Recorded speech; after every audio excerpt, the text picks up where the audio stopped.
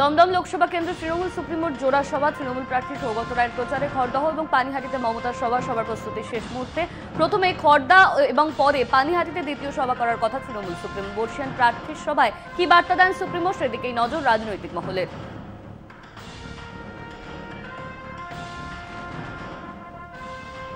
আজ ফের নির্বাচনী প্রচারে বাংলায় আসছেন অমিত শাহ। 3টি জনসভার পাশাপাশি রয়েছে একটি রোড শো।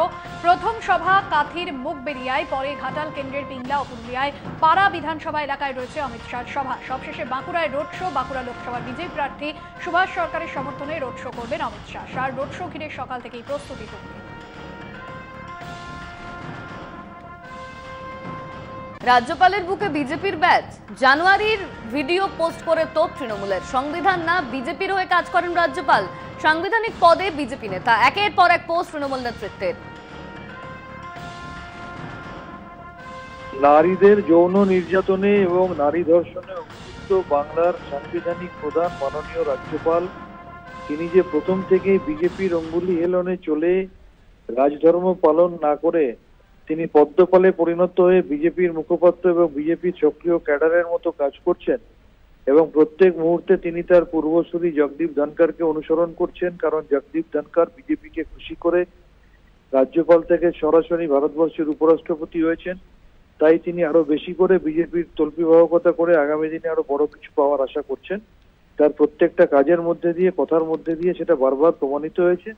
আজকে তিনি নগ্নভাবে বিজেপির উত্তরীয় গায়ে দিয়ে রাস্তায় নেমে পড়েছেন। আগামী দিনে হয়তো দেখবেন বিজেপির মিছিল পতাকা নিয়ে হাঁটছে।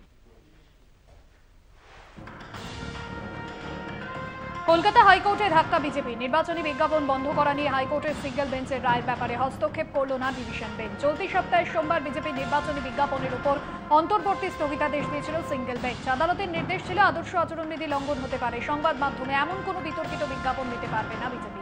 সেই রায়কে চ্যালেঞ্জ করেই ডিভিশন বেঞ্চের দ্বারস্থ হয় বিজেপি। প্রধান বিচারপতি ডিভিশন বেঞ্চের অভিমত, প্রত্যেক বিজ্ঞাপনেরই লক্ষণ রেখা থাকা উচিত। দক্ষিণ কলকাতা জেলা নির্বাচনী আধিকারিককে সরালো কমিশন। ওই পদে ছিলেন আইএএস রেশমি কমল। বসিরহাটের অতিরিক্ত জেলা শাসককে সরালো কমিশন। ওই পদে ছিলেন দিব্যা লঙ্গানাথন।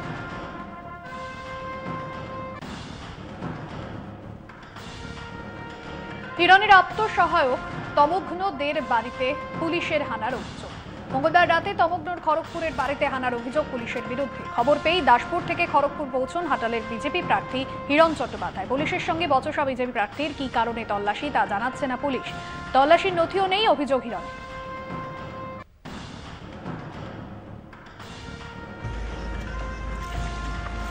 সব নিষ্পাপ নির্দোষ মানুষগুলোকে এইভাবে আক্রমণ করতে এসছে।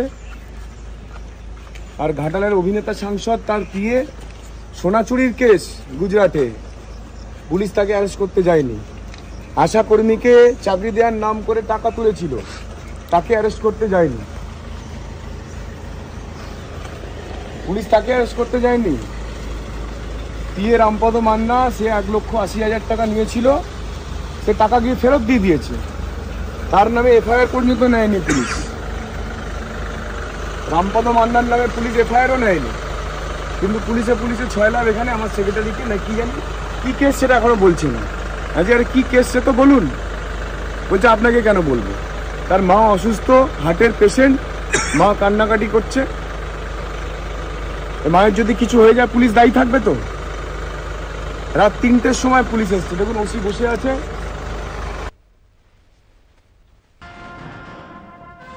হিরণের আত্মসহায়কের বাড়ির পাশাপাশি ঘাটাল সাংগঠনিক জেলার আরো এক বিজেপি নেতার বাড়িতেও পুলিশের হানা। ঘাটালের বিজেপি নেতা সৌমেন মিশ্রের বাড়িতে পুলিশের অভিযান। অভিযোগ, বুধবার ভোর রাতে বাড়ি ঢুকে ভয় দেখানোর চেষ্টা করে পুলিশ। সৌমেন মিশ্র বাড়িতে নেই, জানালেও দরজায় লাগাতার ধাক্কা মারার অভিযোগ পুলিশের বিরুদ্ধে। স্ত্রী এবং 2 শিশু কন্যাকে নিয়ে আতঙ্কে রয়েছেন তিনি, জানান সৌমেন মিশ্র। যদিও এ বিষয়ে পুলিশের তরফে কোনো প্রতিক্রিয়া এখনো পর্যন্ত পাওয়া যায়নি। রাত্রি প্রায় কাছাকাছি 3টে নাগাদ এই বাড়িতে পুলিশ আসে। আমি ছিলাম না, আমার দাদা উপরে থাকেন, তিনি বারবার কলিং বেল বাজিয়ে বাজিয়ে দাদা উঠে আসেন। ওপরে আসার পরে জানলা দিয়ে উনি কথা বলেন, ওনাকে বলে যে মাস্টারমশাই কোথায় এবং উনি আছেন কি না, দরজা খুলুন, ওনাকে দরকার। তো জানি না কি জন্য পুলিশ এসেছিল, কি ব্যাপার, কিছুই বুঝতে পারছি না। কিচ্ছু বুঝতে পারছি না। আমি বিজেপি করি, নরেন্দ্র মোদীর আদর্শে দীক্ষিত হয়ে বিজেপি করি, হিরেন চট্টোপাধ্যায়কে জেতানোর জন্য নেমেছি আমি। রাত 3টার সময় পুলিশ এসে গোটা বাড়ি ঘিরেছে, ঘিরে নিয়ে এবার সে উপরে কলিং বেল, আমাদের ভাড়াটিয়াদের কলিং বেল বারবার বাজাচ্ছে, তাদেরকে ডাকছে, তারা এসছে, তাদের সঙ্গে কথা বলছে গেট খুলুন, এইসব করছে। যদি পুলিশ যদি এরকম এসে বাড়িতে আচমকা রাত্রেবেলা অকারণে এসে এরকম করে জ্বালায়, তাহলে আমরা তো এই যে বাচ্চা নিয়ে দুটা বাচ্চা নিয়ে বাড়ি থেকে, ও তো থাকে না বাড়িতে, ও বাইরে এদিক ওদিক করে চলে যায়, আমাদেরও তো একটা ভয় লাগবে না, আতঙ্ক চলে আসবে পুলিশ কেন আসছে, বা পাশাপাশি যারা আছে তারাও দেখবো কি ব্যাপার, বিরাট কিছু হয়ে গেছে নাকি। এই যে এই জিনিসগুলো মানুষ পুলিশের উপর আস্থা রাখবে কি করে, ভরসা রাখবে কি করে। কলকাতা হাইকোর্টের দ্বারস্থ শুভেন্দু অধিকারী এবং হিরণ চট্টোপাধ্যায়। মঙ্গলবার রাতে কোলাঘাটে শুভেন্দুর ভাড়া বাড়িতে হানা দেয় পুলিশ। একইভাবে হিরণের আত্মসহায়ক তমগ্নদের বাড়িতেও হানা দেয় পুলিশ। কোনো তথ্য ছাড়াই পুলিশের বিরুদ্ধে তল্লাশি চালানোর অভিযোগ। আদালতের দ্বারস্থ হন ঘাটালের বিজেপি প্রার্থী হিরণ চট্টোপাধ্যায় এবং বিরোধী দলনেতা শুভেন্দু অধিকারী। মামলা দায়েরের অনুমতি আদালতে।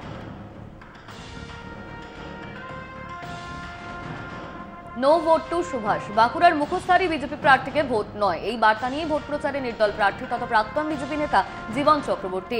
প্রার্থীপদ পাওয়ার পরই সুভাষ সরকারের উপর ক্ষোভ উগরে দিয়েছেন বিজেপির একাংশ।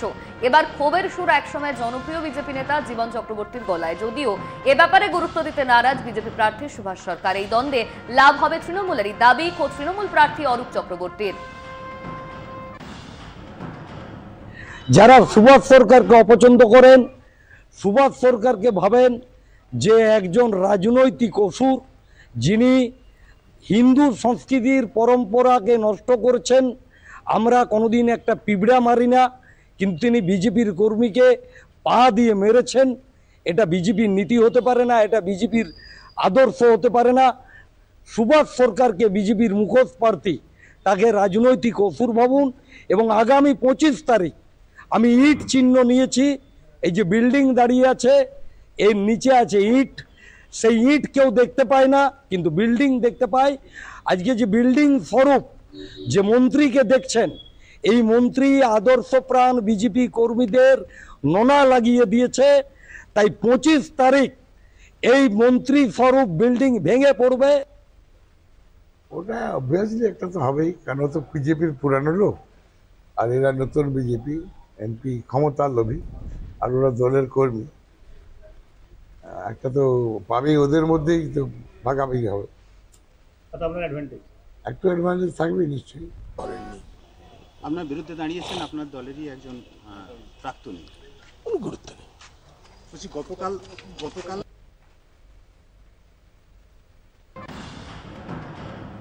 ভারতে চিকিৎসা করাতে এসে নিখোঁজ বাংলাদেশের সাংসদ আনোয়ারুল আজিম। গত 5 দিন ধরে তার কোনো খোঁজ মিলছিল না। বাংলাদেশের গোয়েন্দা বিভাগ তদন্ত শুরু করে, পরে বিষয়টি নিয়ে ভারতের সঙ্গেও যোগাযোগ করে তারা। বরানগরে মিসিং ডায়েরি হয়। আজিম বাংলাদেশের 4 বারের সাংসদ। গত 12ই মে কলকাতায় এসেছিলেন আজিম। একজন পরিচিতের অভিজাত আবাসনের ফ্ল্যাটে উঠেছিলেন তিনি, সঙ্গে ছিলেন আরও 3 জন। বরানগরে গোপাল বিশ্বাস নামে তার বন্ধুর বাড়িতে গিয়েছিলেন আজিম। 13ই মে তার বাড়ি থেকে বেরিয়ে যান, তারপর থেকেই কোনো খোঁজ পাওয়া যায়নি। সাংসদের মেয়ে বাংলাদেশের গোয়েন্দা বিভাগে অভিযোগ দায়ের করেন, তারপরেই শুরু হয় তদন্ত। পুলিশের প্রাথমিক অনুমান সাংসদ আজিমকে খুন করা হয়েছে।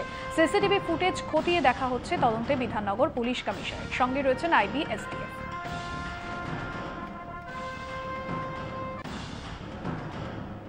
ভারতে চিকিৎসা করাতে এসে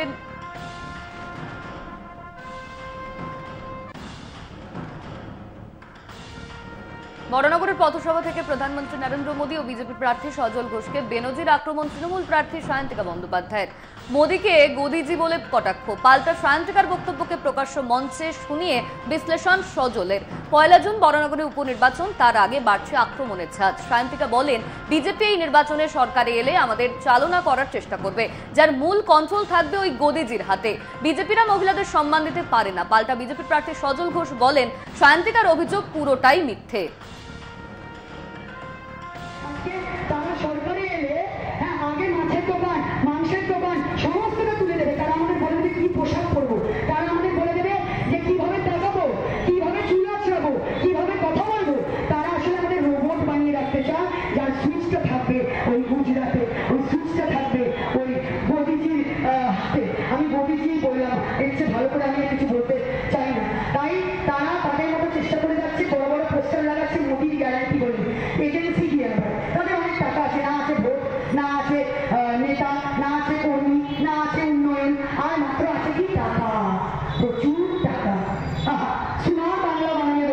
2021-এ। তারপরে ঝড়ে উড়ে গেলেন ওই তথ্য নেতা। আজকে ওই টাকা দিয়ে তারা এজেন্সি ভাড়া করে আজকে তিনি আমার নামে বিভিন্ন মিথ্যা কথা বলছেন। আপনারা মিথ্যা বলবেন, এটা স্বাভাবিক।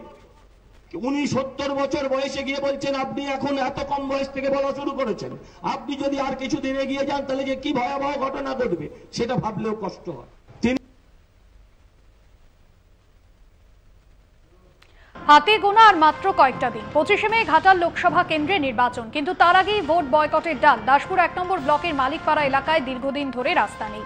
অভিযোগ প্রশাসনকে জানিয়েও কোনো সুরা হয়নি। নিজেদের উদ্যোগে রাস্তা করতে গিয়ে আইনি জটিলতায় পড়তে হয়েছে এলাকাবাসীদের। তাই যতক্ষণ না পর্যন্ত রাস্তা মিলছে ততক্ষণ পর্যন্ত ভোট বয়কটের ডাক এলাকাবাসী।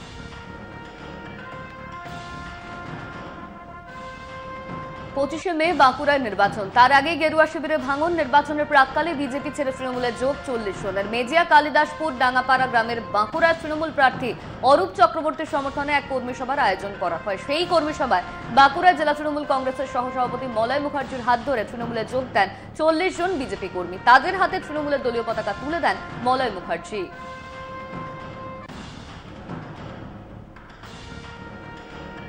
বাঁকুড়ার সোনামুখীর মাটি থেকে অভিষেক বন্দ্যোপাধ্যায় বিদায় নিতেই সোনামুখীর মাটিকে নতমস্তকে প্রণাম বিষ্ণুপুর লোকসভা কেন্দ্রের তৃণমূল প্রার্থী সুজাতা মণ্ডলের। মঙ্গলবার বিষ্ণুপুর লোকসভা কেন্দ্রের তৃণমূল কংগ্রেস প্রার্থী সুজাতা মণ্ডলের সমর্থনে ভোট প্রচারে সোনামুখীর ধানসিমলাতে জনসভা করেন অভিষেক। সেই সভায় ভিড় দেখে আপ্লুত সুজাতা অভিষেক বিদায় নিতেই সোনামুখীর মা মাটি মানুষকে নতমস্তকে প্রণাম করলেন। আবেগে গলা অবরুদ্ধ হয়ে আসছে, গায়ে কাটা দিচ্ছে, কারণ এই সোনামুখীর পবিত্র মাটি, মাইতোমার মাটি, কার্তিকের মাটি, ঈশ্বর আল্লাহর মাটি, সেই মাটিতে, মাইতোমার পবিত্র মাটিতে আজ আমার নেতা, আমার দাদা অভিষেক বন্দ্যোপাধ্যায় আমার কথায় আশীর্বাদ সমর্থন দিয়ে যে জনজোয়ার, যে আশীর্বাদ, যে উচ্ছ্বাস আমায় দিয়ে গেলেন, মানে আমার এখনো পর্যন্ত শরীরের সমস্ত রক্ত যেন মানে কি বলবো ছলাৎ ছলাৎ করছে। মানে আমি যেন দাদাকে এই সিটটা উপহার দিতে পারি, আমি শুধু এটুকুই আমার গুরুদেবের কাছে প্রার্থনা করছি। আর এবার যে খবরে নজর রাখবো, রামকৃষ্ণ মিশনের সন্ন্যাসীদের উপর হামলায় গ্রেফতার করা হয়েছে 5 জনকে। গ্রেফতার করল ভক্তিনগর থানার পুলিশ। শিলিগুড়িতে সাংবাদিক বৈঠকে জানান শিলিগুড়ি মেট্রোপলিটন পুলিশের ডিসিপি ইস্ট দীপক সরকার। ধৃতদের গ্রেফতার করেছে ভক্তিনগর থানার পুলিশ। আপনাদের আরো একবার জানিয়ে রাখবো, রামকৃষ্ণ মিশনে হামলার ঘটনা এবং এই ঘটনায় 5 জনকে গ্রেফতার করল ভক্তিনগর থানার পুলিশ। শিলিগুড়িতে সাংবাদিক বৈঠকে জানান শিলিগুড়ি মেট্রোপলিটন পুলিশের ডিসিপি ইস্ট দীপক সরকার। ধৃতদের গ্রেফতার করেছে ভক্তিনগর থানার পুলিশ। তাদেরকে জিজ্ঞাসাবাদের পর গ্রেফতার করা হয় এবং আজ আদালতে পেশ করা হবে। রামকৃষ্ণ মিশনের সন্ন্যাসীদের উপর হামলার ঘটনা এবং সেই ঘটনাতেই 5 জনকে গ্রেফতার করল ভক্তিনগর থানার পুলিশ। শিলিগুড়িতে সাংবাদিক বৈঠকে শিলিগুড়ি মেট্রোপলিটন পুলিশের ডিসিপি ইস্ট দীপক সরকার এটা জানান। রিনা কুমার রয়েছেন প্রতিনিধি ফোন লাইনে। রিনা, গ্রেফতার করা হচ্ছে 5 জনকে, কি তাদের পরিচয়, কি কি অভিযোগ রয়েছে তাদের বিরুদ্ধে? একেবারে দেখো, 19 তারিখেই কিন্তু দেখা যায় যে সেবক মোড়ের কাছে যেখানে রামকৃষ্ণ মিশনের একটি জমি, সেখানে কিন্তু অভিযোগ ওঠে। সেখানে বেশ কিছু জমি মাফিয়ারা সেখানে গিয়ে সেখানে যে রামকৃষ্ণ মিশনের যে সাধু সন্ন্যাসীরা রয়েছে তাদের উপর কিছু দুষ্কৃতীরা হামলা চালায় এবং এরপরেই কিন্তু ভক্তিনগর থানায় তাদের পক্ষ থেকে একটি লিখিত অভিযোগও দায়ের করা হয়েছিল এবং সেই অভিযোগের ভিত্তিতেই কিন্তু যে রয়েছে ভক্তিনগর থানার পুলিশ 5 জনকে ইতিমধ্যেই গ্রেফতার করেছে এবং এদিন সাংবাদিক বৈঠক করে যে রয়েছে ডিসিপি এই কথাই কিন্তু জানান সাংবাদিকদের মুখোমুখি হয়ে এবং তিনি জানিয়েছেন যে ধৃতদের গ্রেফতার করে ইতিমধ্যে তাদের বিরুদ্ধে কিন্তু যে রয়েছে তদন্তে নেমেছে পুলিশ এবং সেই যে ধৃতরা রয়েছে 5 জন তাদেরকে কিন্তু শনিবার রাত্রে অর্থাৎ বুধবার শিলিগুড়িতে যে সাংবাদিক বৈঠক করে জানানো হয় যে 5 জন যে তাদের নাম হলো শম্ভু দাস, দেবাশিস সরকার, শম্ভু মাহাতো, শ্যামল বৈদ্য, রাজীব বসাক। এই 5 জনকে কিন্তু ইতিমধ্যে গ্রেফতার করেছে ভক্তিনগর থানার পুলিশ এবং যেটা জানালাম যে রামকৃষ্ণ যে মিশন রয়েছে সেখানে করেছিল যে বেশ কিছু দুষ্কৃতীরা ভোর রাতে সেখানে ঢুকে তাদের উপর হামলা চালায় এবং সেখানে আগ্নেয় অস্ত্র নিয়ে তারা প্রবেশ করে। এই লিখিত অভিযোগে কিন্তু ভক্তিনগর থানায় দায়ের করা হয়েছিল এবং ইতিমধ্যে পুলিশ 5 জনকে গ্রেফতার করে তাদেরকে জিজ্ঞাসাবাদ করে পুরো ঘটনার কিন্তু তদন্তে নেমেছে পুলিশ। ভাষ্যতে একদমই ধন্যবাদ রিনা। আপনাদের জানিয়ে রাখবো, রামকৃষ্ণ মিশনের সন্ন্যাসীদের উপর হামলার ঘটনায় 5 জনকে গ্রেফতার করা হয়েছে। ভক্তিনগর থানার পুলিশ ওই 5 জনকে গ্রেফতার করে।